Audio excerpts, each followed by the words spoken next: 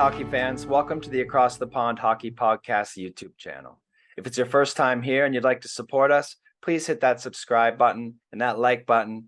It goes a long way in helping us develop the program.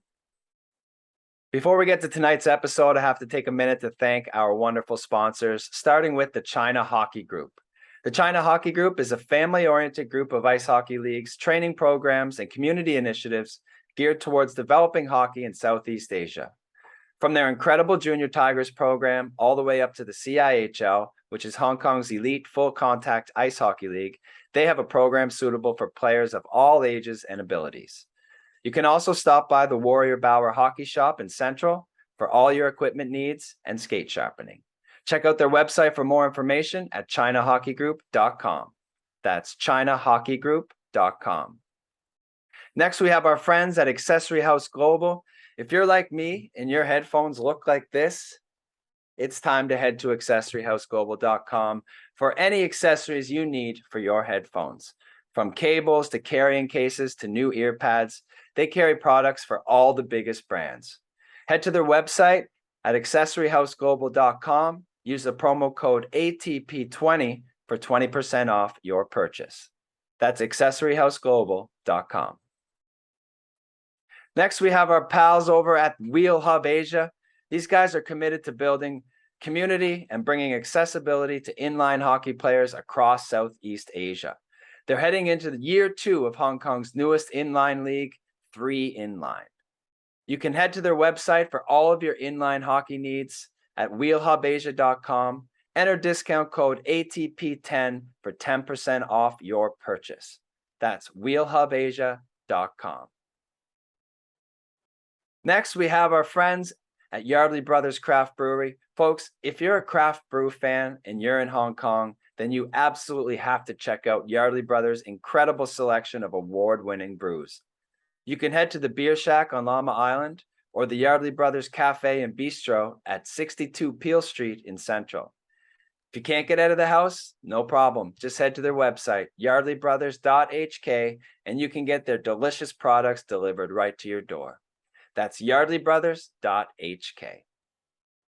Last but not least, a huge thank you to Mr. Paul McLean at Sunset Studio in Kennedy Town for always making the podcast sound great. If you're looking for a place to jam with your band or record a new song, check them out on Instagram at sunset_studio_HK. That's sunset_studio_HK. Folks, the websites and description will be in the description.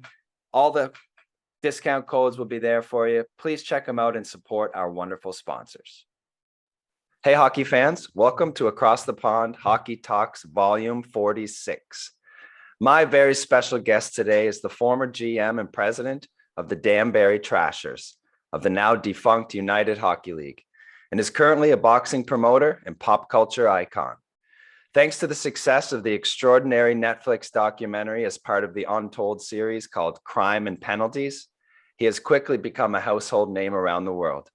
And I'm super excited to have him on the show today, folks. Please welcome to Across the Pond Hockey Talks, Mr. AJ Galante. What's up, AJ? Good morning. Thank you, Chris. How are you? Thanks for having me. I'm super excited to talk to you, man. First of all, congratulations on all the recent success of the documentary. I'm not sure what's going through your head right now, but you know, there's a lot of pop culture icons and people who become famous so quickly, you know, have a really hard time handling this. How are you able to stay so humble and, you know, so gracious? And I've listened to a lot of your interviews, and how have you been able to handle it so well? Well, you know, listen, I don't look at I guess it's just I don't look at myself as famous or pop culture or anything. You know, I'm just, you know, around here, I'm still in Danbury, so I'm still just AJ, you know what I mean? Yeah. And, you know, I think that helps. You know, I kind of in my same surroundings and you know, it's, you know, I've not to this extent, but in a way I've been under the spotlight at times at an early age, you know, on a much smaller scale. Don't get me wrong, but you just learn how to deal with, you know, you know, maybe some attention that others may not get. And, I was always raised to be, you just have to be humble and and I've seen firsthand that, you may seemingly have it all right now, but in a short day or two, it could all get taken away. So, Mhm. you cannot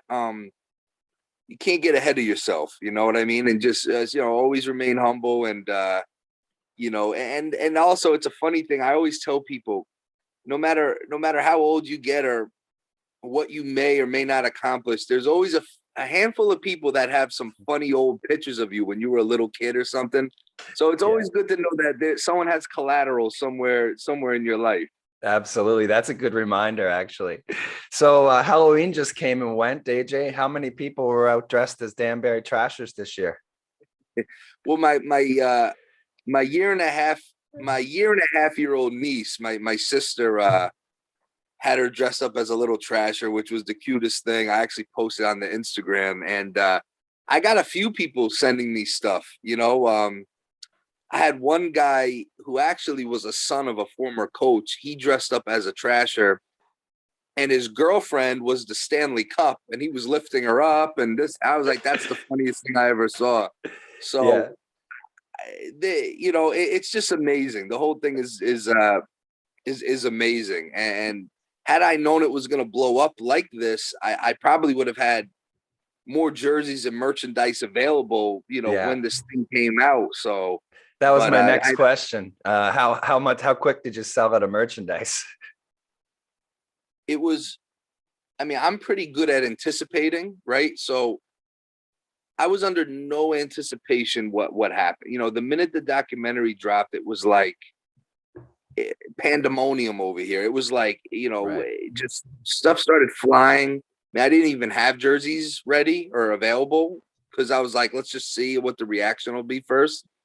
And it's been like it's just been insane. I mean, it's a good problem, obviously, but it's just super humbling to, just to see how many people, want to spend hard-earned money on merchandise with a trash can with a hockey stick.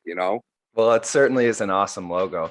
I'm surprised it wasn't actually more popular for you for the last 15 years because it's such a unique logo. But yeah, do you think you'll ever take over the Slap Shop Boys as Halloween icons?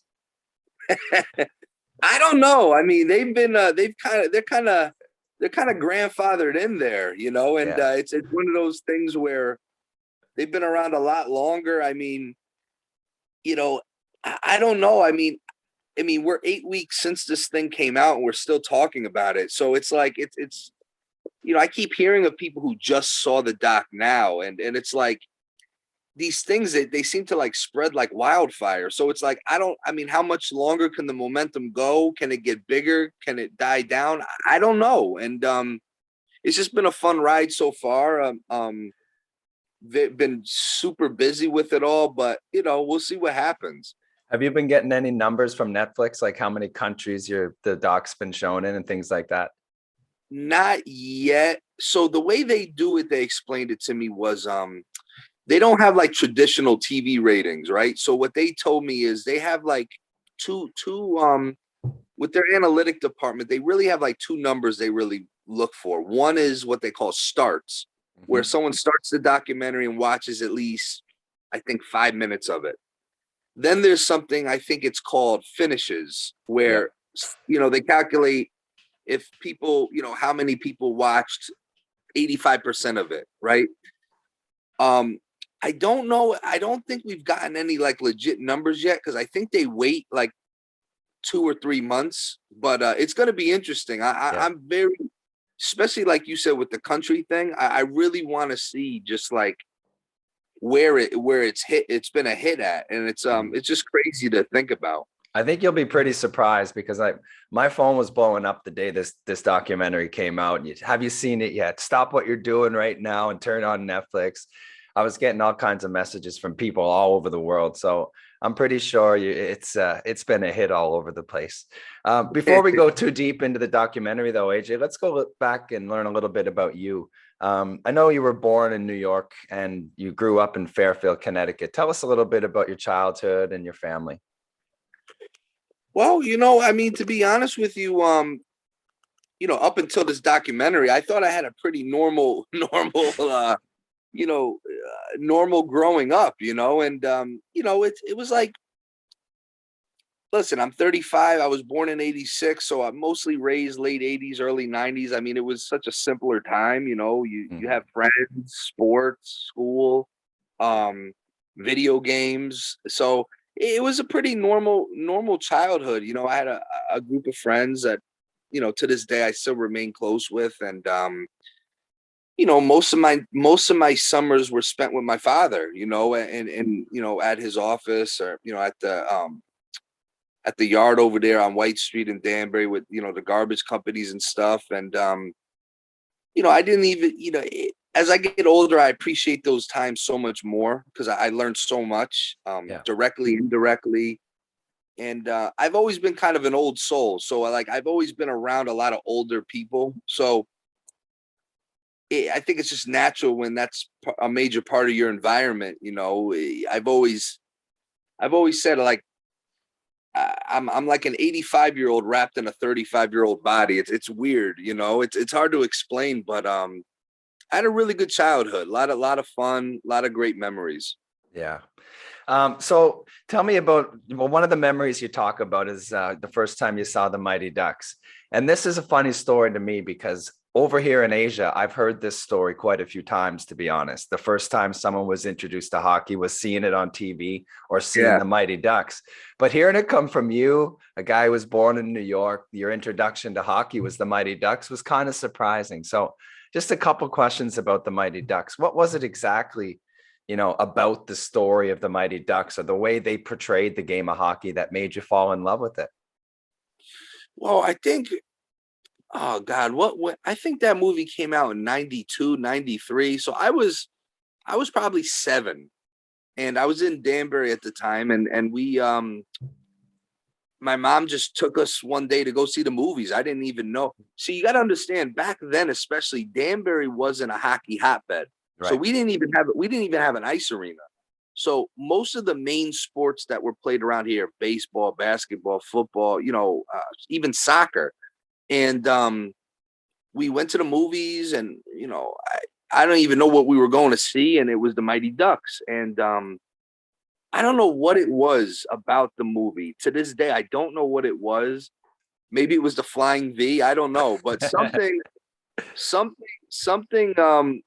got me, and I just, immediately after, I was telling my mom, like, hey, I want to go, I want to get a hockey stick, and again, it's not like we had hockey pro shops around here and stuff. So it's like we went to Sports Authority by the mall, and we found like a little plastic white net that would never stay up, by the way, and like some pucks, and we found a stick, and I kind of just I would just be out in my driveway, like shooting pucks or balls for hours, and but I don't know what it was, to be honest with you, but that movie just really it really had a lasting effect.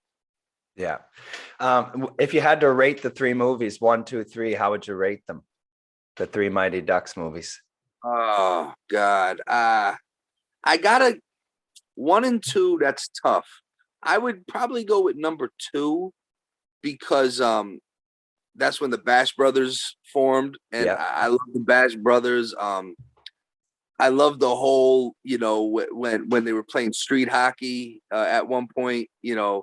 I would say it was probably 2, 1, and 3. I think that was my answer as well. Yeah. So let's move on, AJ. Let's move on to the Trashers. So you're a 17-year-old kid, you're president and GM of a professional hockey team, dealing with executives, recruiting players, handling issues around the team, talking to media. What was the hardest part for you at that time? I think initially the hardest thing for me was trying to figure out how to balance everything. When basically this came to fruition and it was official, we were doing this, I was still a senior in high school. So one, I had to finish high school, number one. Yeah. Uh, I also had just gotten accepted to college. So, as as a teacher, especially, there's a little bit of anxiety. You're going to college, and even though it wasn't far away, it was in New York. It was like 40 minutes away, but still, little stupid things like how hard is college going to be, and just regular things. And you have a girlfriend at the time, you have buddies at the time, and you just, the whole thing is how to balance it. Like how am I going to balance all this stuff? And that was the hardest part. And like anything else, you learn to adjust. I mean, sometimes you just get thrown in the deep end, and you have no other choice but to figure a way out. And it took some time, but you start getting into a routine, and just adjust. Yeah, and just you're just in high school. You're 17 years old. Your hockey career ends due to an injury, and like any good father, your dad wants to make you feel better. So what does he do? He buys you a hockey team. Yeah, right. That's normal. It's very normal. Normal stuff. Yeah. So was it safe to say that the Trashers players were probably the best taken care of in the whole UHL? I think that's a fairly good assumption. You know what I mean?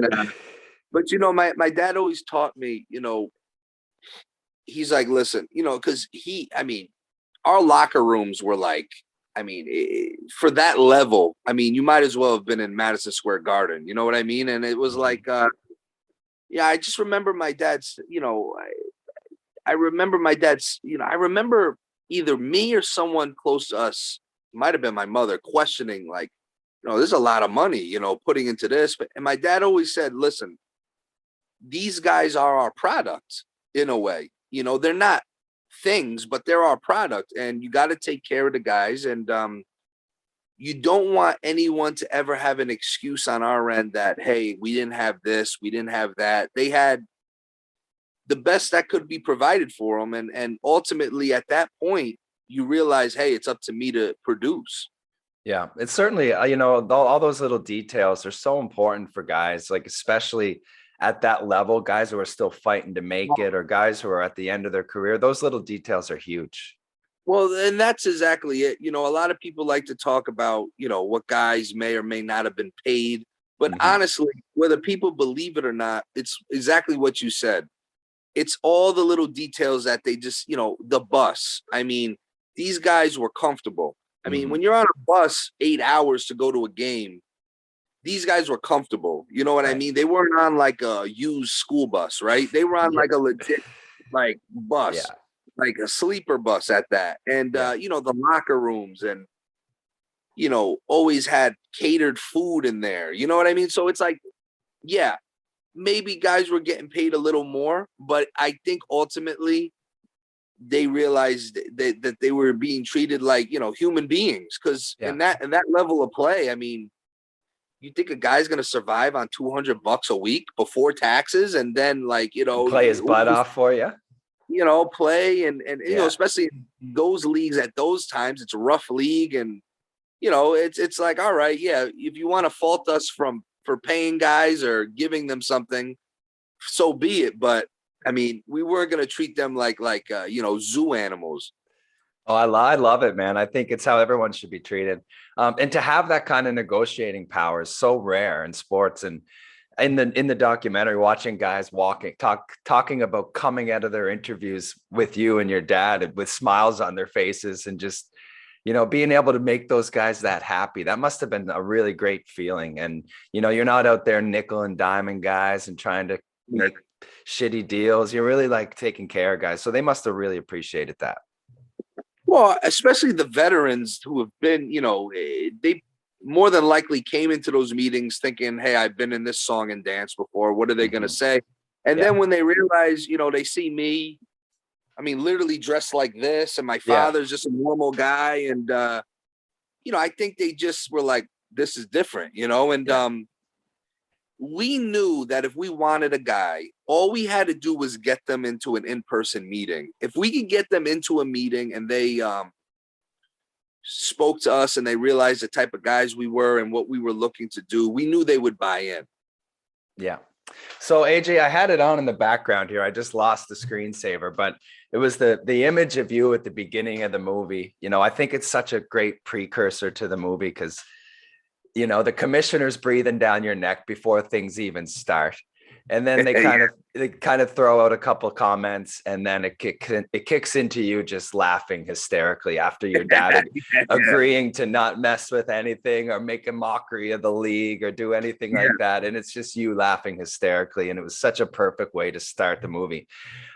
So when he was breathing down your neck, and I think it was Tony Pomposello who said he was like a minnow in a shark tank. Were you worried at all at any point about this guy or the threats that he was making to you and your team? I did get suspended one game. I forget which one it was. I did get suspended for some sort of action. I think it was the first season. So I knew he was serious, and I got suspended. I couldn't go to the rink, whatever. But you know what it is?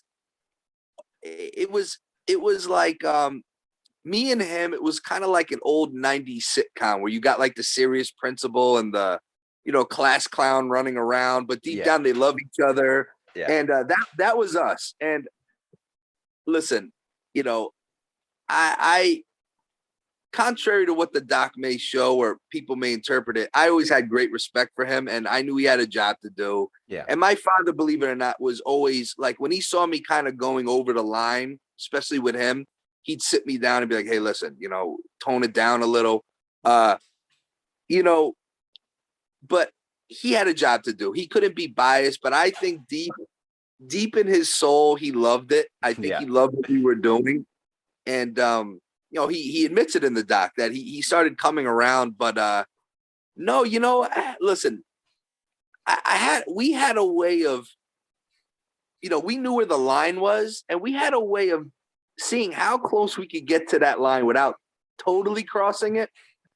We might have totally crossed it a few times, but we always pushed it as far as we could. And, me and him, it was funny. Dealing with him was like dealing with another parent, because he would be, oh man, he'd call, yell at me and be mad with me. And, it was great times. Well, you can kind of see it, like you said, like all the time he's talking and trying to be so intimidating. You can kind of see the little smirk in the corner of his smile where he's like, man, these guys are filling seats. The league has never been better. Like, so deep down, he like you said, he was doing his job, but it seemed like you guys won him over pretty quick. No, he loved my father. I know he loved my dad, and vice versa. And, I know deep down he loved me too, but I was definitely a thorn in his side for a little while there. You talk about, the bad boys of hockey at the beginning a lot. And, what was your initial vision for the entire franchise? Well, one of the first things my father and I spoke about was, again, kind of going back to what I said in the beginning, is when the Trashers came to town, you got to remember, Danbury had an ice arena for a total of like 2 years, right? So this was like a brand new arena. Hockey, like there's no hockey culture here. Nobody really, there's hockey fans, but it's not, it's new. So we're like, how do we get people, in a blue collar town to want to pay $20, $25 a game to come, plus food, beverage, maybe a shirt? These are, people got to understand, like, over time, these are like expenses for people. Like, if you're a regular, this is a bill. So how are we going to give people, you pay your Verizon bill, you got your phone all month. Okay, great. But how are we going to get people to want to pay a bill? You got to look at it like that. Mm-hmm. How do you get people with their monthly expenses to put Trashers in there? Like, how do you do that? And we realized, look, we're not the NHL. We're not even the American Hockey League. Yes, we're a high level pro league, but at the same time, there has to be an entertainment factor. And again, I was a huge pro wrestling fan growing up, still am.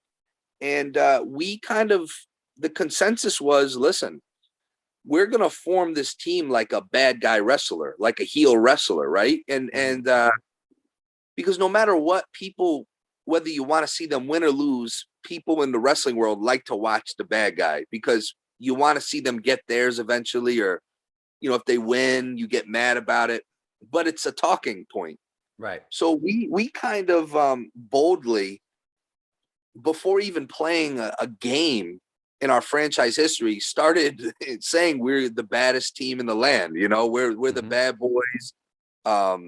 You know, we're the evil empire. We're gonna do this. We're gonna do that. And look, it would rub me the wrong way. And you know, you got a 17-year-old saying all this. You got my father who's never been in hockey before saying all this, and it brought a lot of eyes, a lot of attention, and a lot of pressure, which I think my father and I feed on, because when you set that bar, now you have to back up your talk, and you know, I think we did that.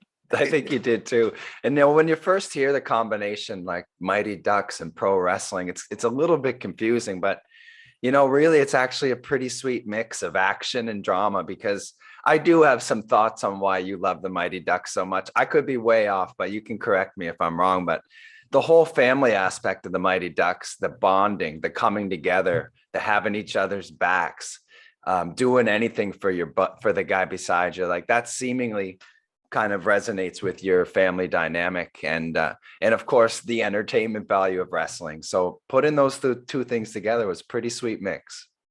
Yeah, and the thing also with the Mighty Ducks was, in the beginning they're a ragtag bunch, right? Like they're I remember the one kid had like a football helmet on, and it's like, these are like these little underdog kids, and kids that District 5, I think they were, like no one wanted to deal with them, and believe it or not, a lot, the majority of the Trashers were those misfit guys that nobody wanted to deal with, or they were too much for this team. And you find a way to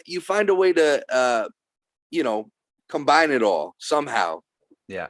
Oh, I think it was perfect, man. And obviously it worked out well. Was there something about the town of Danbury, though, that made you think, like you mentioned, it's a blue collar town. I've played hockey in these small towns. And like you said, the entertainment value to drag people out of their homes on a Friday night isn't easy. I played on one of these junior B teams where we have 5 fighters. We were the worst team in the league, but there was 300 people in the rink shaking the glass every night because that's what they wanted, right? Yeah. So what was it about the town of Danbury that made you think that style of hockey was going to work there? To be honest, Chris, in the beginning, we didn't really know if it was going to work or not. To be honest with you, it was kind of like a guess. And all I knew was, listen, my dad, he got into hockey pretty heavy when I started playing. All I know is when I used to go to NHL games, I'm a Devils fan.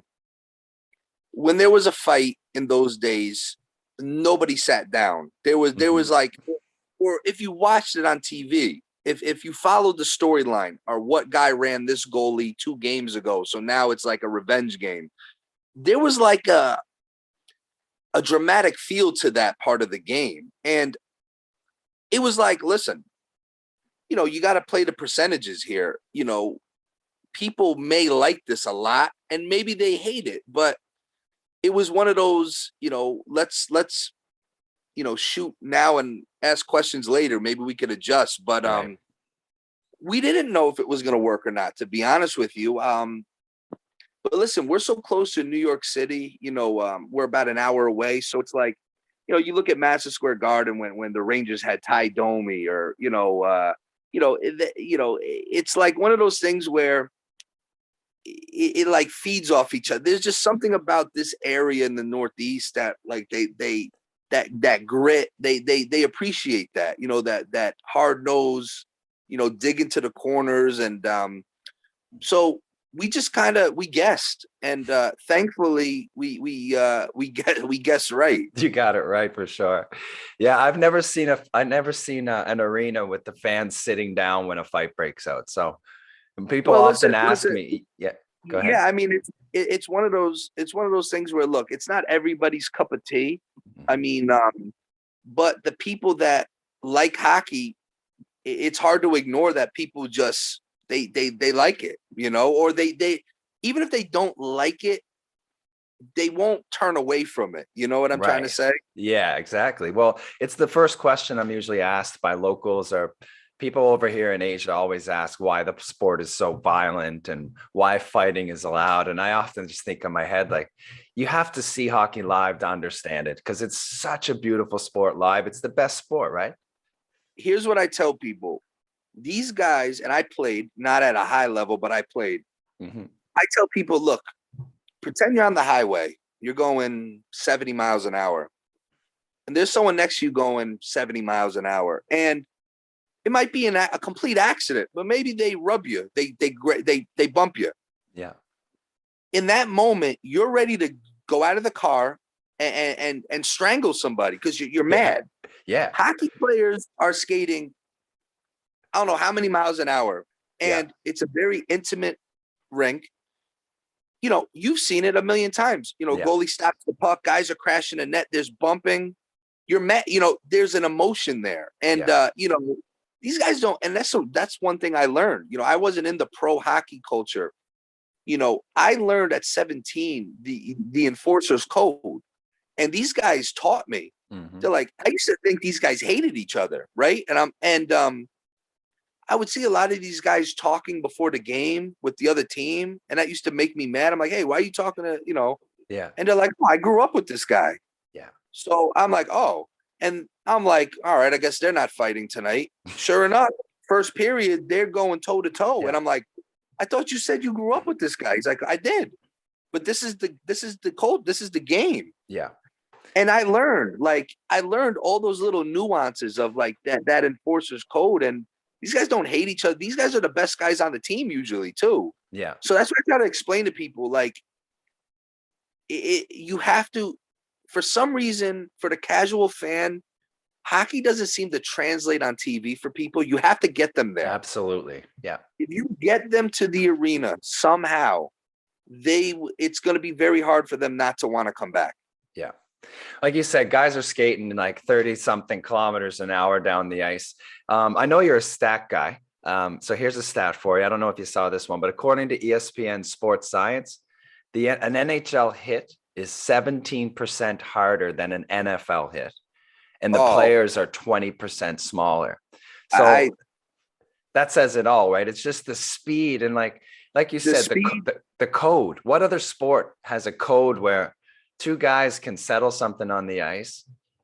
After the game, they're having a beer together, or they're, like you said, they're chatting together before the next game. I mean, to me, it's such a unique part of hockey, and it's, you know, it's always a debate whether fighting belongs in the sport, but I truly and honestly believe that it's a big part of the game, and it's an important part of the game because it keeps you honest. You know what it is? Look, no one wants to see anyone get hurt. No. You know, I understand the concussions and stuff and all that other stuff. I get it. And, you know, contrary to belief, we never wanted to see anyone get really hurt. No. You know, maybe a broken nose or something, but nothing serious, right? Yeah. But the thing is, like you said, from a business standpoint, okay, hockey would be crazy to take that out of the game because it's what separates it from football, basketball, baseball. And yeah, I mean, there's been some tragic things that's happened with hockey fights, but you know, there's a lot could happen. You could take you know, you could take icing out of the game, and guys would be rushing 100 miles an hour, and someone loses their edge and breaks their neck into the board. So exactly, it's a lot of different you know, ways to look at it. Yeah, I mean, it's just like you said, it's such a unique part, only available in hockey, where there's no out of bounds either. There's nowhere to hide. No. So let's get right into the first season of the Trashers here, AJ. I mean, what better way to start the season than a phone call from the press box? Your old man's calling down to talk to Wingfield, was it? Could you tell me about that phone call and you know, how funny was that as a way to start the season? Believe it or not, that was one thing I didn't know was going to happen. I remember sitting, you know, I was up with my dad, and you know, it's funny because for the first game, our inaugural game, we wore suits.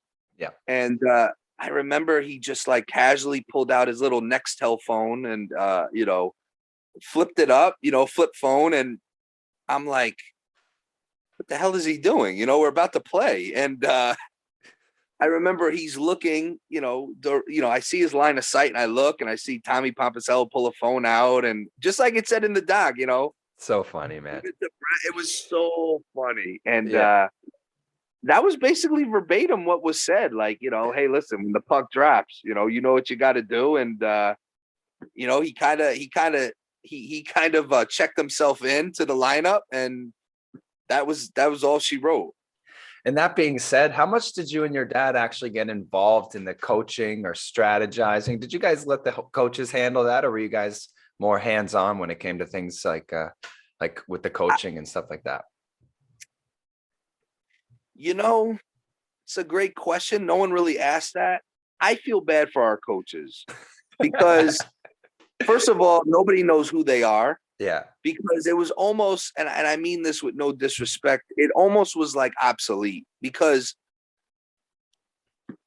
first of all, we had a team. It was almost like we were so in sync, all of us, top down, that there wasn't, other than everyone knew my dad was like the owner, like there was no like status, right? Everyone seemed to be on the same level. And like I can converse with guys. I personally wouldn't go and tell the coach, hey, change these lines up or anything. But we would be in the meetings. We'd know what was going on. And you'd make suggestions and, kind of whatever happens.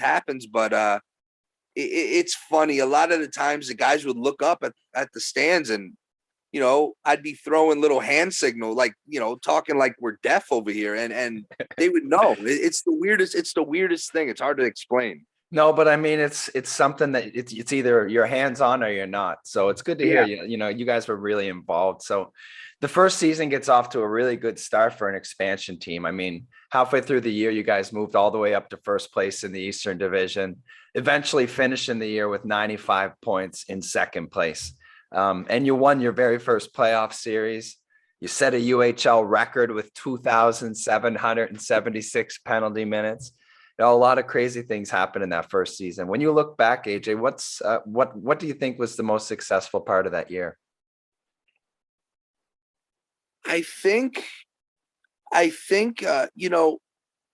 say sometimes the most successful people are the ones that lay low. Now, this is a super oxymoron thing. In a way, our team laid low in terms of how good we were on the ice, because we were getting attention for the fights, for the brawls, for, any little thing we were doing wrong. But on the ice, we were winning, and our skilled players were just quietly putting up insane numbers. Mm-hmm. And, we laid, and it was one of those things where the skilled players loved being on this team because you couldn't even poke check these guys without there being an issue. You know what I mean? So these guys had a lot. I mean, if you played, mm-hmm. It was like an Olympic size rink. These guys had a lot of ice, and they weren't even getting touched. No one, I've seen, not to sound like dramatic or making this up, but I've seen times where other teams, like, I see it in their body. They kind of like let guys go because it's like, why am I even going to try? Because I got like 8 guys on this team that are going to come after me. You know what I mean? But I do believe, especially in those days, I don't know how it is, and I don't think it applies so much today. But back in those days, intimidation played a large part in sport, and Mm-hmm. I just think after a while, between our actions and our reputation, and even some of the rumors that may or may not have been true, things that were going on in Danbury, people were beat before they even came. And it was kind of like, if you could take their soul from them before they even get off the bus, that's just one advantage you have, Yeah, I think some teams had some long bus rides to Danbury. Was there any other teams that could actually compete with you guys physically? We didn't play them a lot, but in the Western Conference, they had a team in Rockford, Illinois, the Rockford Ice Hounds. I don't think they had the depth of toughness that we did, but they had some tough guys. Yeah. And both years, we only played them twice, once in each season, but they were fun games. As a matter of fact, I always tell people, in the second season, the regular season game we had at home against Rockford was one of my favorite games. Just high scoring game on both ends, a lot of, physical play. But what happened was going into the second season, we altered the way a lot of these teams were being built, because now it's like, look, we're in Danbury's division. We got to take up 2-3 roster spots with guys that could Yeah. handle themselves at least. Yeah. So that was another advantage we had, is if you're going to have to take 2 roster spots where maybe you could have had a more of a skilled player, and now you have to, counter what we're doing. We just won again. That's So right. there's so many, it's a chess game. There's so many different ways to try to get any sort of advantage. And look, we didn't go undefeated, obviously, but Yeah. Any way you can get an advantage, legally, obviously, you Yeah. got to go for it. Absolutely. I can't move on from season 1 without asking you about a few players here. So first of all, Brent Gretzky. I haven't seen very many highlights of him playing hockey. Can you tell me a little bit about his game? I always have great respect for Brent for a few reasons. Number one, I don't know if I could play hockey knowing who my brother is, and that's not his fault. But the second thing I appreciate about him was he actually was a good player. Yeah. In our league, especially, I mean, he was a top goal scorer, point getter, throughout his career. And I think he knew deep down why more times than not teams were going after him. And he kind of just he kind of accepted it. And I think he relished that role. And it's like when life gives you lemons, you make lemonade. I mean, he made the most, out of his career. He did run into some injury issues, towards the end of our first season, but he was a big part of our team. Absolutely. And I'm sure just having him around, his presence must have been special to help kick off that expansion year. Next, how about give me a little bit of insight on Brad Wingfield? I mean, he's pretty well laid out in the documentary. You get a really good taste of the kind of guy he is, the kind of player he was, obviously was very obvious. His injury was horrific. Talk to me a little bit about your love for this guy. Listen, Brad Wingfield was technically our first signing. Yeah. We announced Gretzky first for a lot of different reasons, but Brad was our first guy. And, just like the doc shows, Tommy kind of showed me this guy, and I was just like, this is the guy. I mean, for what we were looking to build, this was the guy. And I mean, if you look at his stats, it's like he was putting up video game numbers. I mean, and this another thing, he could play. I mean, it just so happened that his main role on teams were to be the, tough guy enforcer, and that was his natural thing. But he could play, and he was putting up points. And unfortunately, he just, the injury was so. I mean, to this day, I could see it in my head, and it was a tough break for him. No pun intended. Yeah, exactly.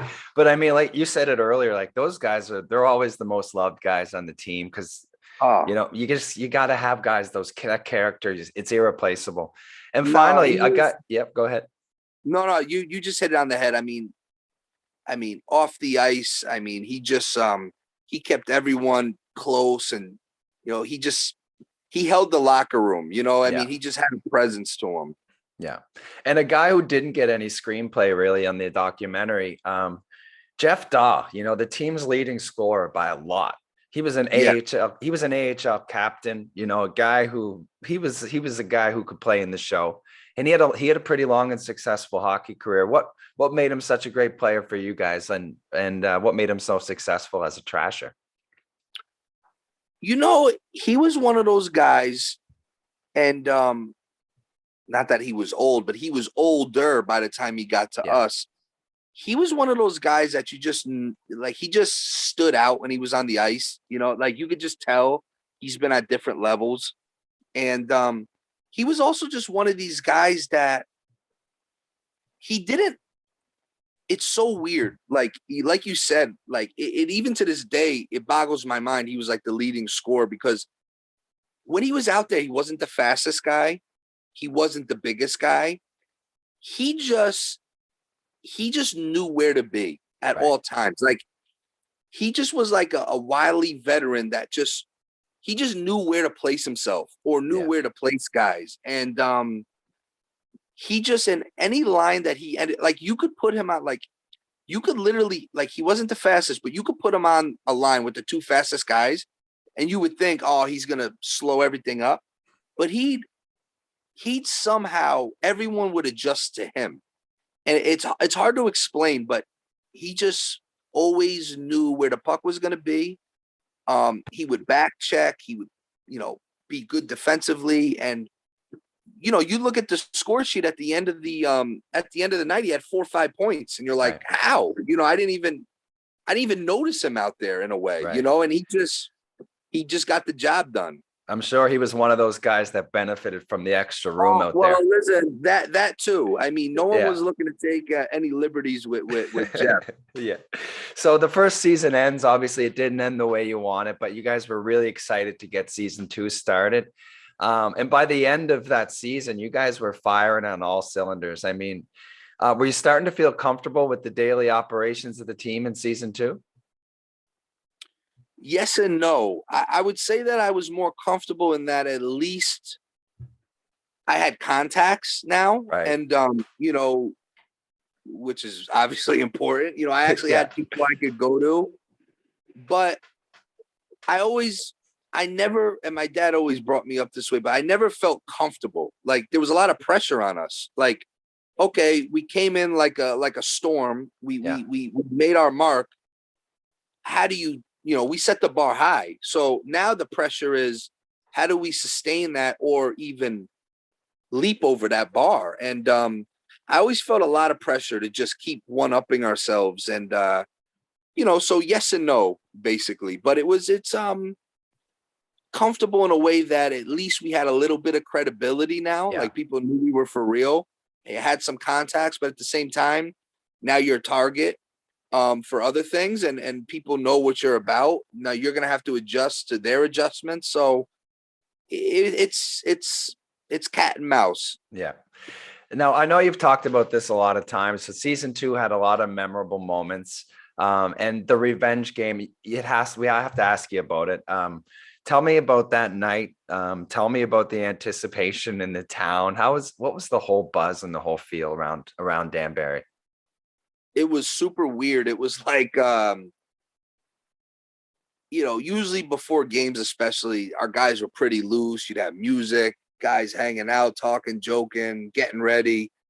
I mean, this game, it was like you could hear a pin drop. You walked in, it was like everybody knew. It was literally like, I hate using this term because I don't want to minimize like actual war, but it was like going to war almost. Like, guys knew, like, this is gonna be an interesting one, Yeah. And Brad was like fully dressed like an hour and a half before the game, just sitting in his bench, and sitting in his locker. And listen, it was everyone kind of knew the deal. I mean, I don't even think our coach made a pregame speech. It was like, all right, guys, Yeah. like, be careful, that was Do what was you it. got to do. Yeah. Yeah. I mean, I couldn't even imagine that feeling. I'd be nervous. I'd be scared to, I'd want to watch, but I'd be like, kind of like that. No, it was like, and Brad's funny. He knew what he was doing, because for all the anxiousness we had, we knew they had it 10 times worse than us. Mm-hmm. And Brad waited. He was on the ice a few times with this kid, and he kind of, like a shark, was circling. Mhm. Didn't do anything right away, which goes to show you how cerebral Wingfield is, because Yeah. people thought the minute he went on the ice, he was just going to go out like a madman. But he waited a few shifts, and he built like some serious anticipation. This poor kid, I mean, he probably had to change his underwear a few times before that game, because he didn't know when he was gonna, when the shark was gonna strike there. I can't even believe, like, I was kind of thinking that he wasn't going to dress for that game. Like, he must have been, I don't know. I don't care how tough you are going into that situation. I'll say this. I give the kid a lot of credit. Yes. But I'll also say, going back to that code in hockey, it could have been worse if they didn't dress him. You know what I'm trying to say? Absolutely. That would have been a very blatant, disrespectful thing to, like, healthy scratch him, or, say he had a hangnail, he can't play. Yeah. It probably would have been worse. So they did the right thing. And the kid, I give him credit. Look, he took his lumps. I couldn't agree more. I mean, you got to answer the bell, and he did it. Yeah. So the first round of the playoffs start. Obviously, you had a great season in the second year. In the first round of the playoffs, you lose your first 2 games at home. What do you remember about that moment, and how was the team able to flip the switch and go on a nice playoff run after that? I mean, I was scared to death. It's like, losing game 1 is always bad, but losing game 2, that's kind of like that. I was really nervous. I was like, I think it was Quad City too. We played, and very scary moments, because it's like, oh my God, like, we're down 0-2, and the guys just, they were able to, like I said, in-house, the locker room guys, they just were able to bring these guys together. And, the coaches made some little adjustments, but they kept with what was working. And thankfully, we were playing with fire there that first round, but thankfully we were able to get out of it. Yeah, unfortunately, you ran into a steamroller of a team with Kalamazoo that year, who were undefeated in the playoffs Yeah. before you guys won game 2 of the finals. Or sorry, what was it about that Kalamazoo team that made them so strong? That goalie, his name was Joel Martin, I want to say. Okay. He was like, I don't know what. I mean, he was on another level. I mean, he was like Martin Brodeur back there, to be honest with you. I mean, he was it just goes to show you that defense wins championships. And he just was, I mean, unbelievable. I mean, and they played teams before us that had some heavy goal scores. He just was on like another level. And he was always a good goalie throughout the year, but he just caught some sort of crazy fire. And they had a very strong defensive team. And, just wasn't our time. You guys were the only team to take a game from them. So that's a bit of accomplishment looking back. I guess. Yeah, I know. But they were tough that year. Yeah. So you immediately set your sights on season 3 after that abrupt ending. And it all comes crashing to an end, obviously. The team, the waste management business are gone. Your dad is going to jail. Your entire town is devastated. What was the hardest part for you in that moment to getting through that year or 2? Oh, it's just a huge letdown. It's so hard to describe. It was like double jeopardy. The main thing was obviously, your father going away. Mm-hmm. We kind of anticipated it was going to happen anyway, but still, until it happens, losing the team, where you spent, it was just 2 seasons, but it was like 24/7, 365, that was all we were doing. And to kind of just one day wake up and it's just abruptly gone. It's a hard pill to swallow. And like I said, it was, as unceremonial as it could be. And it just like the rug just gets taken from under you. And, we were catching some steam, obviously, we were selling out every night, and it was just, it just felt bad, like disappointing the fans almost too. It was tough. It was, very, very hard to deal with. Yeah, I'm sure there must have been some dark times there. And like just a couple questions about your dad. I know there was a lot of comments made about him throughout the movie and the documentary. They referred to him as a convicted mobster. And I believe it was one of the twins who said it makes your butthole pucker when he walks into the room, and he's scary and unapproachable. And then we see your relationship with your dad and the way you talk about him, the way you interact with him. How does it make you feel when you hear these things being said about your old man? Well, listen, my dad's made no excuses for things he may or may not have done. I mean, there's things out there in the atmosphere. Listen, if the media wants to label you something, that's what you are. Yeah. But listen, I just know him as, the best dad a kid could have. Yes, when I failed in school, my butthole would pucker too. I mean, it wasn't pleasant, yeah. But listen, he's definitely a unique guy. He's got a business side to him, and he's got a personal side to him, and they're both very different. and similar in the same ways. And but listen, he's the best. He's given me more opportunities than I can even describe. And I've been lucky to have him as my father. Same thing with my mother. And but no, I've dealt with that stuff since I've been young. Right. You hear things, you see the paper, this and that. But listen, it is what it is. I mean, I don't ask many questions anyway, so it's not like if I heard something, I would ask my dad, what does that mean? I was around him all the time, so I know what is and what isn't. And, right. It is what it is. So you probably learned at an early age how to separate that media persona of your dad and like to your dad. Yeah. Listen, it's hard to describe because my dad is a very unique guy, and he's very intense. And sometimes intensity comes off as unapproachable or angry or mean, but he's just intense. I mean, he's very focused. He has a vision, and he's always thinking. So he's got a face to him where he looks like he's mad at the world, but in reality, he's focused on, he's thinking of something, he's thinking, what can I do? And a lot more positives than negatives for sure. Awesome, man. So at the end of the your run with the Trashers, tell me a little bit about how life started back up for you. Where did things go for you right afterwards? Well, when the Trashers ended, I basically had 2 more years of college, and I mean, I was a recluse. I mean, I would just stay in my dorm, weekends go home. I wouldn't say I was hiding from anything. It was a depressing time. It was just very, it was just blah. You know what I mean? It was what, I look back at it, and it was just like nothing to it. I was just going through the motions. And, you graduate college, you get a job, you do your job. It was, fairly normal life, I guess. Well, whatever normal is, I don't know. But, and, I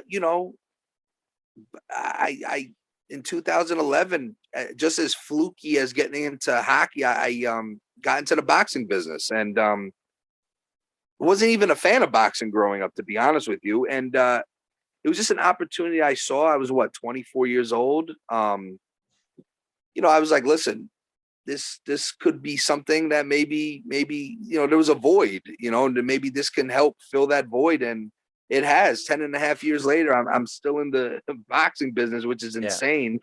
And, I have a gym here, and it's nice. It's very difficult and stressful business, but I just think I was built for stuff like this.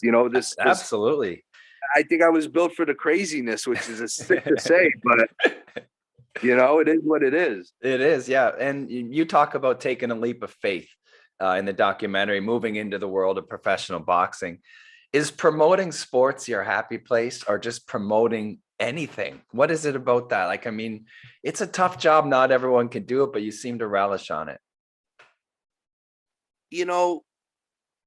I don't even think I know the answer to it, because there's days I want to leave my gym and torch it. I hate it so much, but at the same time, it's such a part of the fabric of my life now. And what keeps me going is working with the kids and helping kids. And I guess trying to once again try to develop a culture here, and do something different, plant your flag. And we're really the only ones doing it here. So, I don't know. I don't know what really makes me tick. It's definitely not money.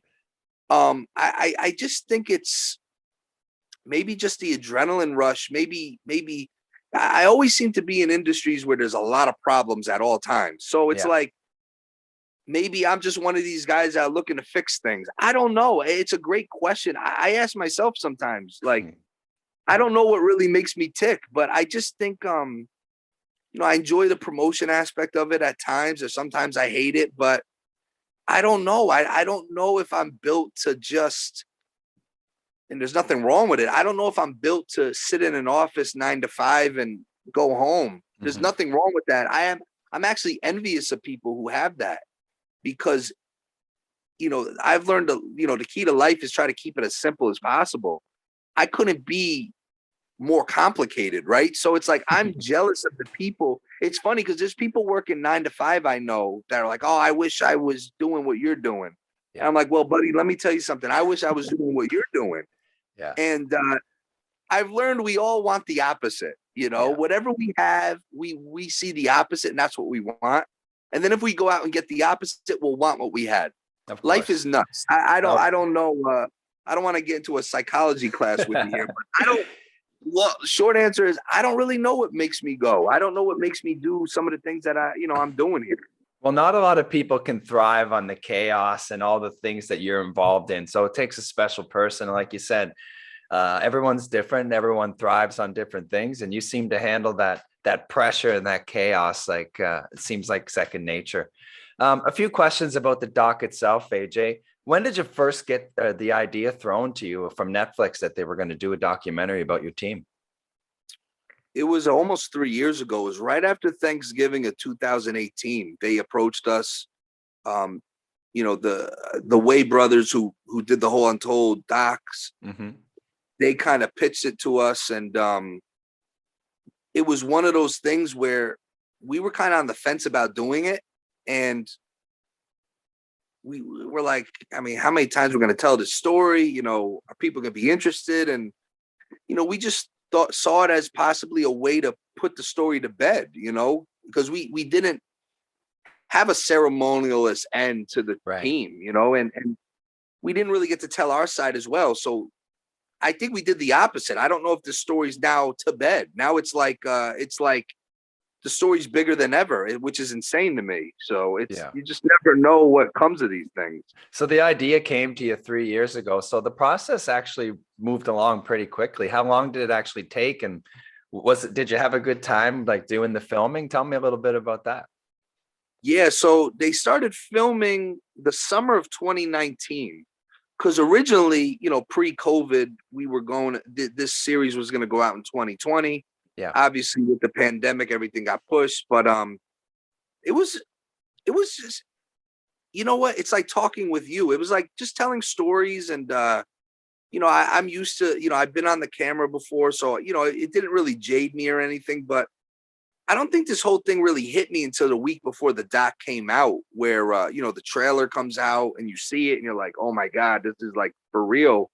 And, but I had a great time. I love the guys at Netflix. They were great. We're still friendly. I talk with them, and, just great guys. It was a, once in a lifetime experience. I can only imagine. Did you guys have any say in the final cut or anything that was in or out? Well, no, I'll say this. They were extremely fair with us. Okay. And we knew, look, our job is to tell the story. Their job is to produce this thing, but they kept us in the loop. They would tell us, hey, what do you think of this? What do you think of that? Throughout the process, hey, AJ, can you get us pictures of this? They didn't just come, they didn't just woo us to do the project, tape us, and then leave. They kept us apprised to everything. And, we didn't really have real say in what went in and what went out, but they were extremely fair. They were extremely accurate. They didn't embellish a thing, which makes the story that much crazier. They were it was just a very balanced situation. So what were your overall thoughts about how the story came across? Was it everything that you had hoped it would be? I didn't know what to expect, to be honest with you. I was just hoping that it would be balanced, which it was. I was hoping that, it was just fair, which it was. And, you just hope that people enjoy it, which more times than not, I've heard people have enjoyed it. So I think it hit on all the things we were hoping for. And a lot of surreal things have happened in your life, I'm sure, since the documentary came out. It was, the story was told about Drake and some of the celebrities that have reached out to you. Is there one cool story that you want to share about something cool that's happened to you since the documentary came out? No, it's just nothing. I mean, the Drake thing, it happened literally, I spoke with him the day after the doc came out. So it was kind of like, it was, that first week was insane. I don't know. I mean, there's just been so many great things that have been happening, cool things that you start being a part of. I don't think one thing is bigger in particular, but just the support, the outcry of support, the people that really enjoyed it, seeing like, you're in Hong Kong, right? So it's like seeing people from like all parts of the world that have seen this Trasher doc. It's very humbling. Can't imagine, AJ. I'm not going to keep you much longer. I know you're a busy guy. I want to thank you again for giving me this time. Before I let you go, I'm going to ask you to stick around for overtime. It'll just take a couple minutes. Let's do it. All right. All right. So tonight's overtime is brought to you by accessoryhouseglobal.com. All right, AJ, I'm going to ask you a series of 10 rapid fire questions or one-timers. So just say the first answer that comes to your mind. All right. Okay. Crosby or McDavid? Crosby. Price or Brodeur? Brodeur. Lemieux or Gretzky? Gretzky. Probert or Domi? Little guy, Domi. Scott Stevens or Wendell Clark? Scott Stevens. That's a very tough one, by the way, but Scott Stevens. Lindros or Neely? Oh, man. Neely. Don King or Don Cherry? Don Cherry, definitely. Your favorite current NHLer? Because he hit me up for a jersey and I'm just getting back, I'll say PK Subban. Oh, good answer. Your favorite Mighty Duck? Because I spoke with him recently, Lester Averman. Oh, good. He's my fave too. And last but not least, I want to thank you. And I want to thank Keith Fong, who helped set up this interview. He's the guy who reached out on our behalf and emailed you. And he's a big wrestling fan, as he knows you are as well. And he wants to know who your favorite wrestler is of all time. And I'm going to add to that. Tell me what your favorite match was of all time. My favorite wrestler, I always juggle it. It's like 1A and 1B. Like it's either Stone Cold or The Undertaker, but I gotta go Stone Cold. That was just such a big part of my life, the late 90s. But favorite match, gotta be Undertaker Mankind in Hell in a Cell, when Mankind goes up to the top of the cell. Awesome, it's just AJ. it's not the most technical match, but it just in terms of pop culture and just you can't forget that as a kid. I was thinking you were going to go with a cage match. Yeah. All right, AJ, I can't thank you enough for your time. I really appreciate it. I wish you nothing but the best. And whatever's next for you, I'm sure you're going to crush it. Thank you, Chris. I appreciate the time, man. All right, take care, AJ. That was Across the Pond, and that's a wrap. Thank you to our amazing sponsors, the China Hockey Group, Wheel Hub Asia, AccessoryHouseGlobal.com, Yardley Brothers Beer, and of course, Sunset Studio. Check us out on Facebook and Instagram at Across the Pond HK. Email us, send in your comments and questions to the show at any time at acrossthepondhk@gmail.com.